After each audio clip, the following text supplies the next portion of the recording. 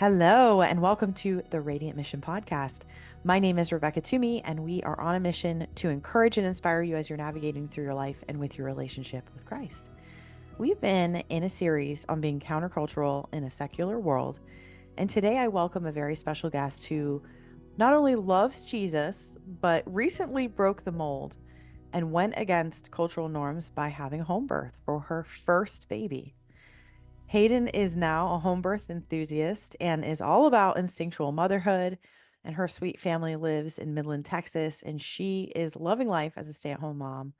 You can find her on Instagram at Haden, Haden dot Lee, Lee dot Johnson. Haden, thank you so much for joining me today. Thank you for having me. I'm so excited. There's another topic that I would love for you to encourage other women about too, and Mhm. that is your love for being a stay at home mom. Because we live in this crazy world, right? Where it's all about independent woman and working and like, go back to work. Your baby is 2 seconds old. I would Oh, love for you to share more I about, God setting you down this path and the beautiful mhm. aspects of being a stay-at-home mom. Again, same thing with being a stay-at-home mom. Even me just 4 or 5 years ago, I was very adamant on having a very successful career and being very successful in any other realm other than motherhood. I didn't see the value in it. I didn't really know or understand what how important it is to be a mother. And then whenever I got pregnant, the thought of me ever leaving him for longer than 30 seconds just sickened me. It was something that I knew I was not going to be able to do. And the Lord has incredibly blessed me and my husband to where I can stay at home and do nothing other than raise him and take care of him. I am so blessed to be able to do that. And yeah, I just find so much fulfillment and love in it, which is crazy because even just that short period of time ago, I would not have th- thought that would make me feel that way. And when I was looking at him at 6 weeks old, thinking, this is when society tells moms they have to leave their babies. I'm looking at him just sick to my stomach at the even just the thought of having to leave him. And it's so sad how for a lot of mothers that isn't even an option. And it sickens me that that is the case. And it also kind of catapults into this other topic of the push to replace moms entirely. Moms are trying to be replaced so often for the sake of them being separate from their child, so their separation from their child is more convenient and it's easier for them. Everything from um, even things as simple as swaddles and pacifiers, it creates an environment to where your baby can operate without you, without the mother. I mean, if you think about it, pacifier companies left and right are saying, oh, this one's more nipple like, or this one is softer like a nipple, or this one, whatever. But, Yeah, and I get it's, what you're saying. well, what's wrong with the nipple? Yeah, What's and wrong? I don't believe they're garbage that any piece of rubber is gonna taste Mm-mm. or be like a real nipple, but I don't you either. could And sure there's nothing, try. yeah. And that's not to say there's anything specifically wrong with pacifiers. It's just an example, but Mhm. even um, electric bouncers and the bassinets that will automatically move to soothe the child. It's just this constant desire to replace the mother. And I don't know, I find so much fulfillment in just being present with him and being with him for every moment. Being his only source of comfort is such a blessing to me. I take such honor and pride in that, and saying I can be the one to soothe him and make him happy. As you probably have heard a couple of times, my husband's been trying to soothe him. He doesn't have the right kind of nipples. He does. Sorry, hubby. Useless nipples. But it is true. I mean, our babies grew inside of us for Mhm. almost a year, Mhm. practically. And there's this expectation that baby is going to be separated from us just a few weeks after birth. They don't even know they're And separate from you. no, they don't. They're still looking for you. They know your smell. They're Mhm. calm, when they're with you. Honestly, that was the most healing part after my first was a hospital birth that turned into an unnecessary C-section and all that nonsense and Mhm. traumatic situation. The most healing part of that was my daughter Mm. and her sleeping on my chest, skin to skin for Yeah. every single nap, Yep. every single moment. Her being on my chest for 3 weeks straight was the most healing experience after something like that. Mhm. And, just to have that, oh, take him back, take him back. Give him to me. He's so cute. It just is, it's something that it breaks my heart about our society that it's being programmed to separate mothers and children, like you said. Mhm. It just seems like at every turn there's more desire for separation than there is for being with.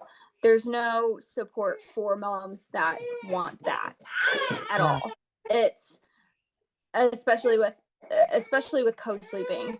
So I had no idea that there was even a controversy around co-sleeping. I co-slept with my parents until I was like 4 years old, I want to say. And then even as a teenager and a young adult, if I would go home to go visit my mom and my dad wasn't home, I would go sleep with her. Like it just wasn't Yeah. weird or taboo for me. Hmm. So whenever and it wasn't even like I went into motherhood with a plan. I honestly did not go into motherhood with any plans, if I'm being honest. I kind of regretted it, but looking back now, it was honestly one of the best decisions I made was to go into motherhood ignorant. It's I prepared myself mentally and educationally for my pregnancy and my labor and my delivery, but did nothing for motherhood. I just kind of winged it as I went, and it's worked out beautifully. Truly, I just very instinctive, and I don't think too much into anything. We don't go off of schedules at all. It's just him and I and the day is how I can best describe it. But yeah, I didn't even know there was controversy around co-sleeping, and then whenever I stepped into this very tragic dark hole of, oh well, your baby's gonna die if you co-sleep with them. What? What do you mean? And but yeah, I mean, just even that too. It's crazy how something that can be so normal is so fear mongered and made to be so abnormal. Yeah, absolutely. Well, I will say that instinctual mothering is the most stress free form of mothering.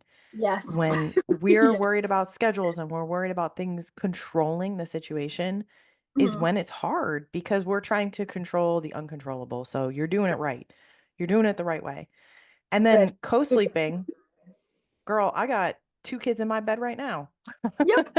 I My hate two and the four, actually, she's 5 now, my 2 and 5-year-old. little see, and I It's hate. just, Well, what it's if they're still? natural. Yeah, they're like, what if they're still sleeping in your bed when they're 4 or 5? What if? Like, What if what if? Like, they're going to eventually sleep in their own beds and then sleep in there forever and yeah. ever, and then that's going to be over. Hmm. And that's a very sad Over. thing for me to It was even like think about. I almost just said, how many adults do you know that still sleep in their parents' bed? But I just admitted 30 seconds ago that I did go curl in bed with my mom as a 21 year old. Well, think about it this way. How many married couples sleep together? Oh, hopefully almost all of them. That is a very good We point. want the comfort of our partner, Mhm. yet we expect baby children that are just born out of the womb to be Mhm. independent sleepers. That is such a good point. I never thought about it that way. That is awesome. Yeah, adults. I mean, I've heard like adults don't even sleep through the night. So how can we expect a baby to sleep through the night? They just got here. Yeah. Yeah. But yeah, adults like they love falling asleep. Me particularly, I love falling asleep with my husband holding me. I love having my back scratched. I love being soothed to sleep. Mm-hmm. My husband has a sound machine. Like how like we're not much different from them. So why are we expecting so much out of them?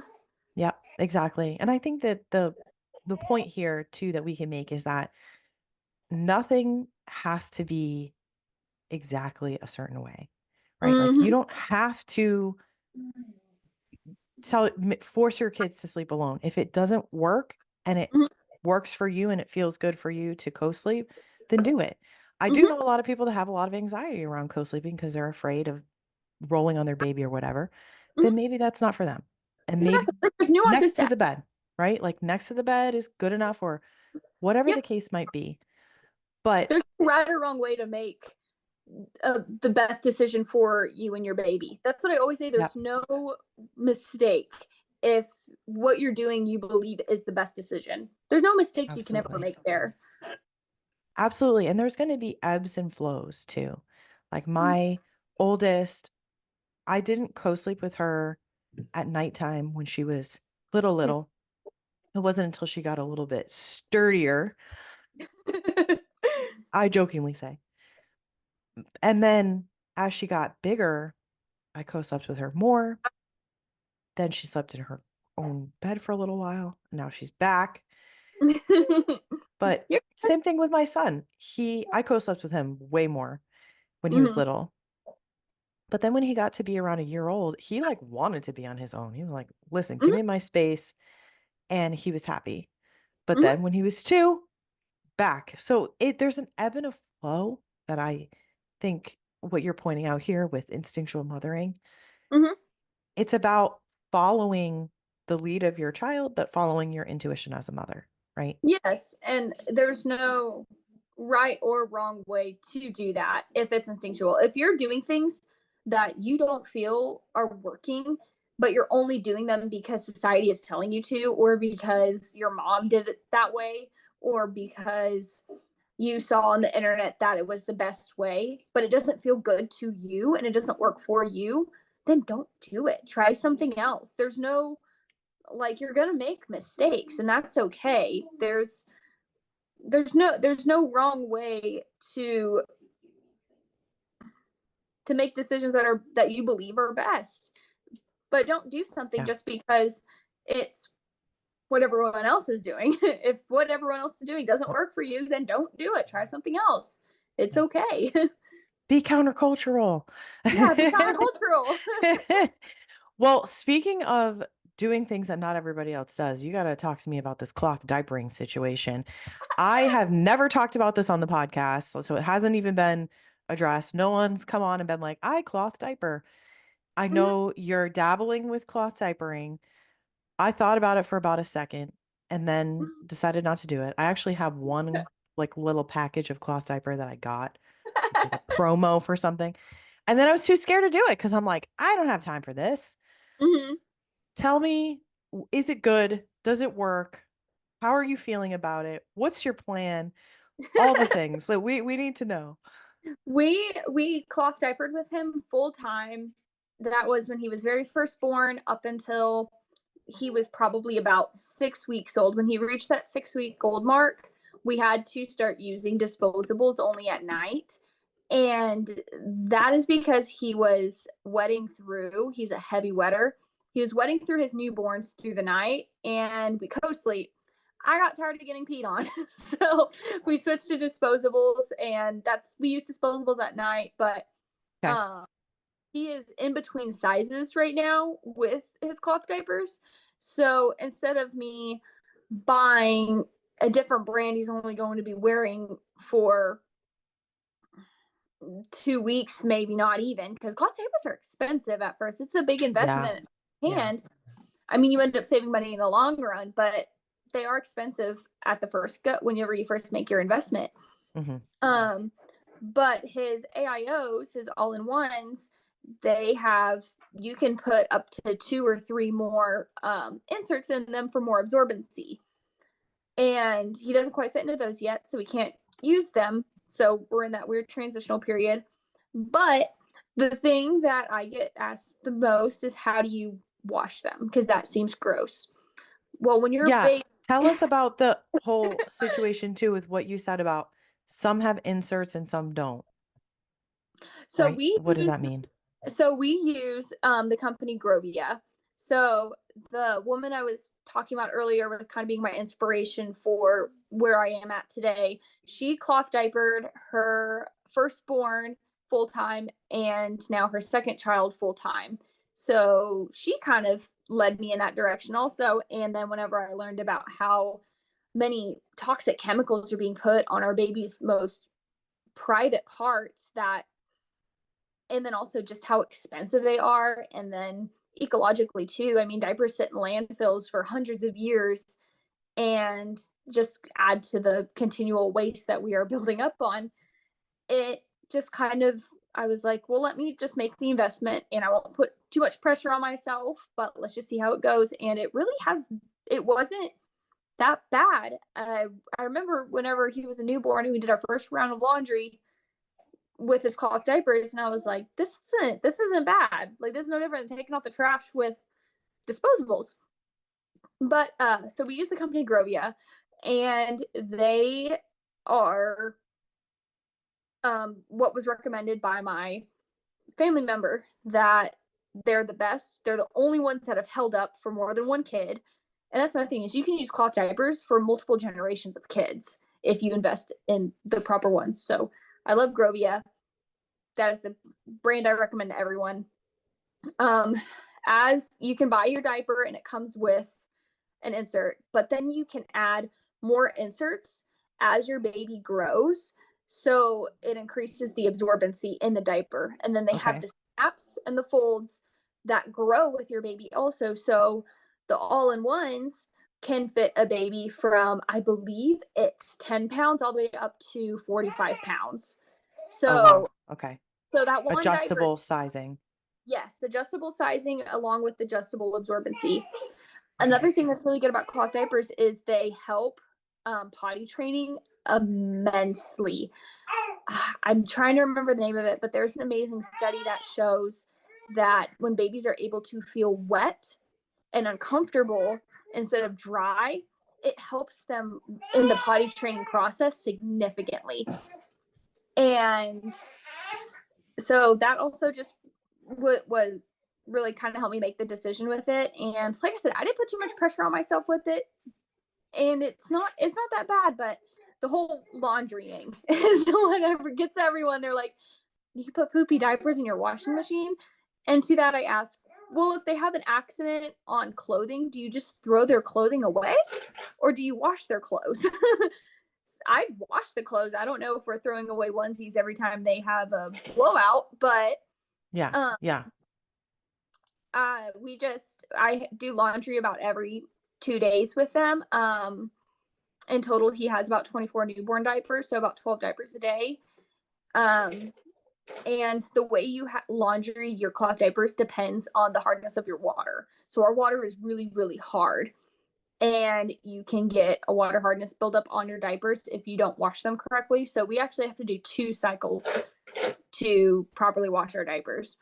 But for somebody that has soft water, they can just wash their diapers like they would a normal load of laundry. Okay. So you're washing a load every day, like turning it over every day. And that actually makes a good point. You made a good point about the moisture wicking aspect of a disposable versus they can feel the wetness in a cloth diaper. Hmm. That is something that I do see what you're saying about how Mhm. it could help with potty training because my 2-year-old has been recently potty trained. And I actually got him training underwear for when he first started wearing underwear after he was potty trained. Mhm. And it's like it kind of stops the pee from coming out if they have an accident, not all the way, Mhm. but it makes it so they can feel it. And he was like, nah, not doing that again. I don't like this. I don't like that feeling of peeing Mhm. on myself. But Mhm. because he had been in disposable diapers, he wasn't used to that feeling of being Mhm. in clothes and then having the feeling of pee. Oh, So that's I awesome. can, yeah, I've I never can seen see a how that real would life help. account of that. That was just something that I That read, you heard. that I heard, that I read, and I was like, I mean, it makes sense. It does. It actually does make sense because if you think about it, so when most people, and when I first potty trained my daughter and now my son, we didn't potty train at night. We potty train during the day, and then at night it's like you do that a little bit later. Mhm. Most people, not everybody. Some people do it all at the same time. And so that means you're putting either a diaper or a pull-up on them. And Mhm. so they're back to that feeling of they can pee themselves, they can wet themselves, and they're not really going to feel it because they're wearing a diaper.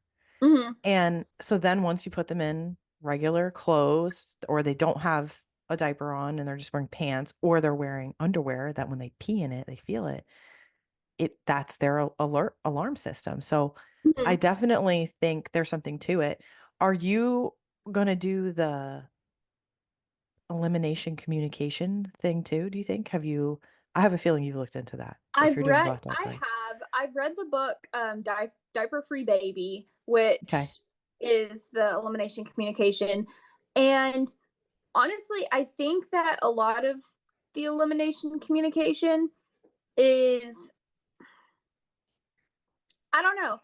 It's just something, it's one of those things where I'm not trying to think too much into it, but I feel like instinctively that's how I will lead automatically.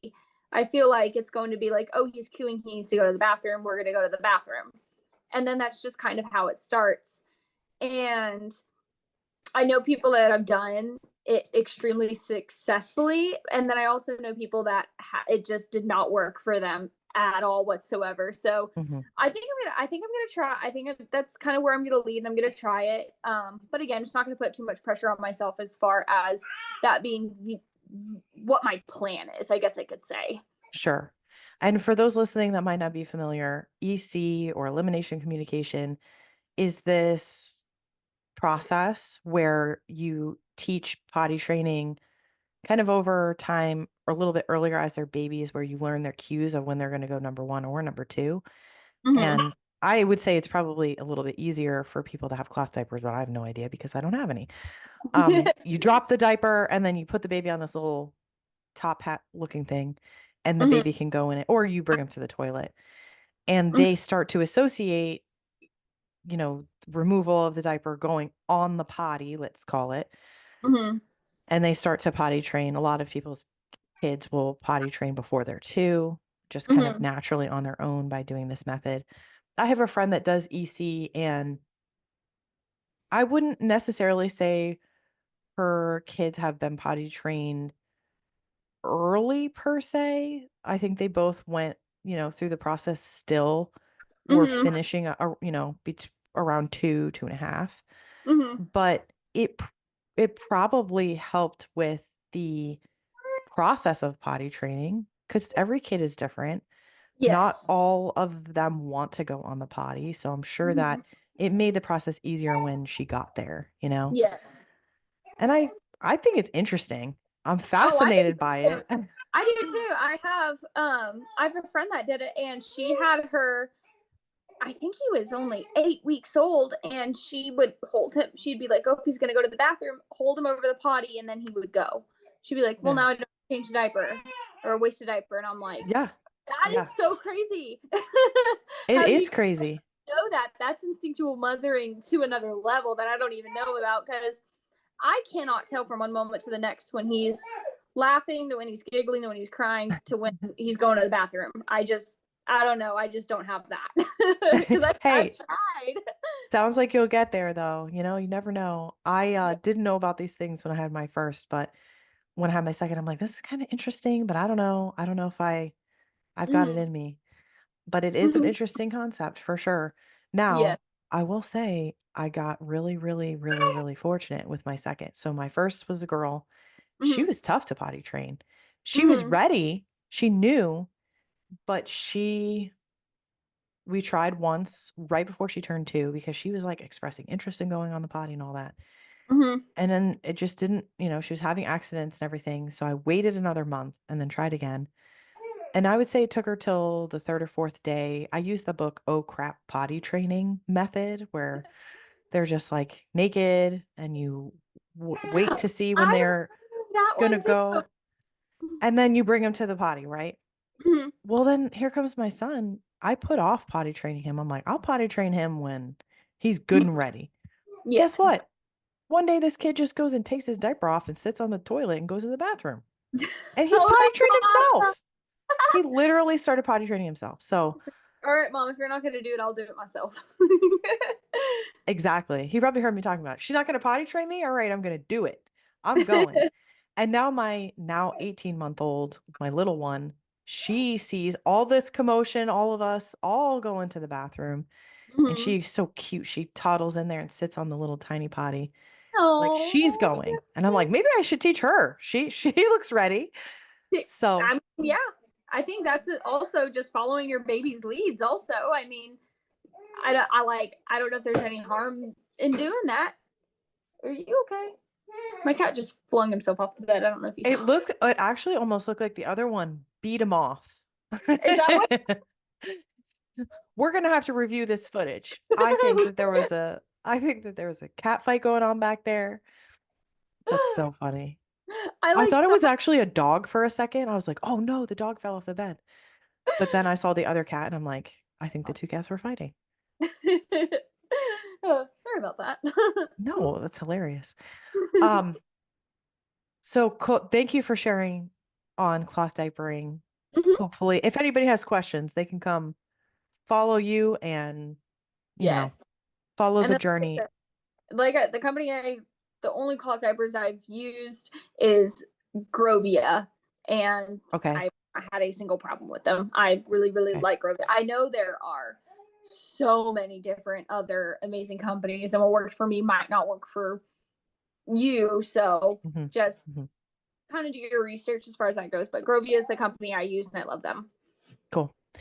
My mom tried to give me some tips on cloth diapering because she always likes to say, "Yeah, we didn't really have diapers when you were a baby. We had to cloth diaper, you know?"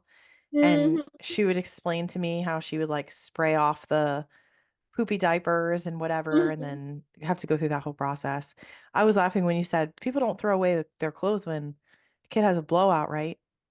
I did once because I was at the airport and there was a blowout, and I'm like, Oh, I started washing the outfit, and I'm like, I'm not bringing this in my carry on right now. Had no attachments to this old crusty it, outfit. I'm like, it's going in the trash. okay, I would have done that same thing. I probably would not have even been cloth diving in an airport. That sounds like the nightmare. Oh, that one went. That one totally went. And now I don't know if you care to share what disposables you use at night, if you have a brand that you love or um, whatnot. I've been using a coterie. Okay. Just I don't know, like that was just kind of like the brand I landed on that I felt comfortable using for him. I know there's a bunch of other. I know Kudos is also a really good low tox diaper brand too. Okay. I really have wanted to try Coterie, but because you can only buy them online, it was like the one thing that was deterring me. Was me too. I was like, why can't I buy them just in a store? But I mean, Yeah. you buy them and the shipping. It says it's only I think 4 to 5 day shipping. It's over a week every time. Okay. At least it has been Okay. for so. Just prepare Good for to that. know. Yeah, good to know.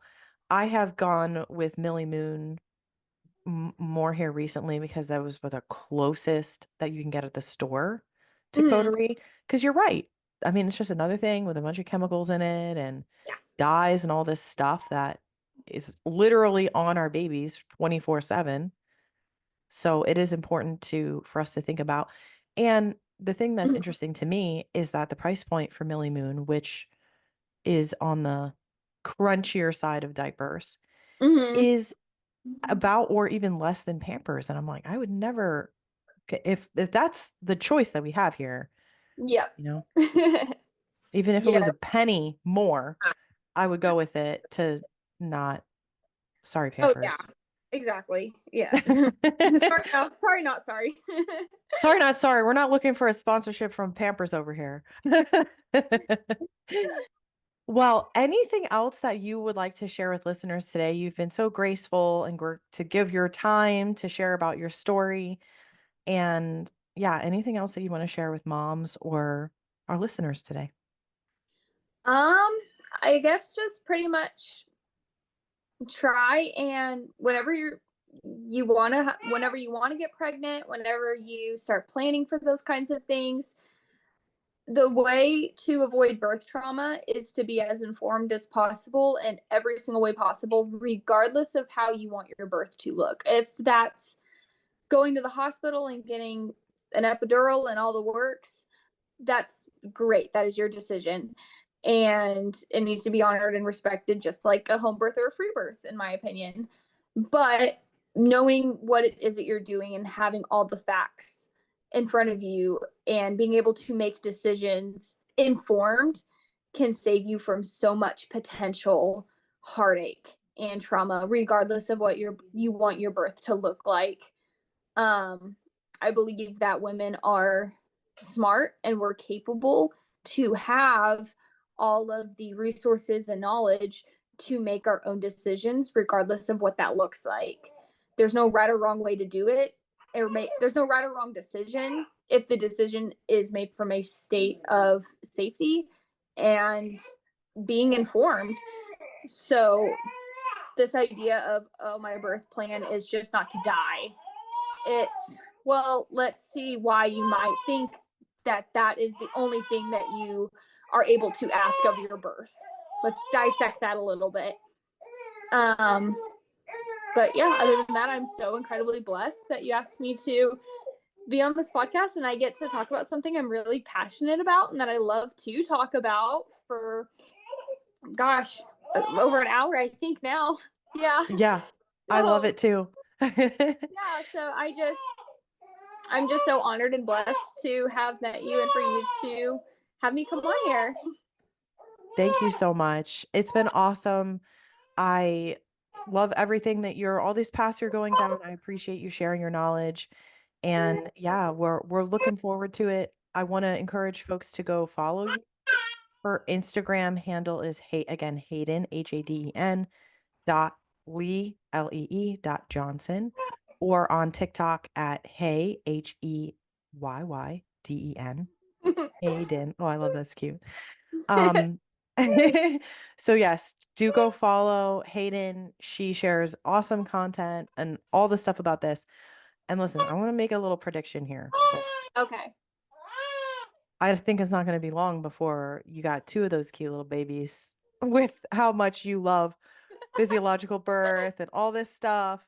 You remind me a lot of myself after I had my second, and I was like, let's do this again. This was awesome. I hope so. I mean, whatever the Lord's got in store for me, I'll welcome, as he's crying in the background. Hey, he just misses you. He needs his mama. It's about his time. So thank you again, and thank you all for tuning in and for being on this journey with us. If you'd like to follow along outside the podcast, you can follow the mission on Instagram, Facebook, or YouTube at The Radiant Mission. And today we're going to close with Hayden's favorite verse, which we have used on this podcast so many times because we love it. And that's Psalm 139:14. I praise you because I'm fearfully and wonderfully made. Your works are wonderful. I know that full well. And we are wishing you a radiant week. We'll see you next time. Bye, everyone.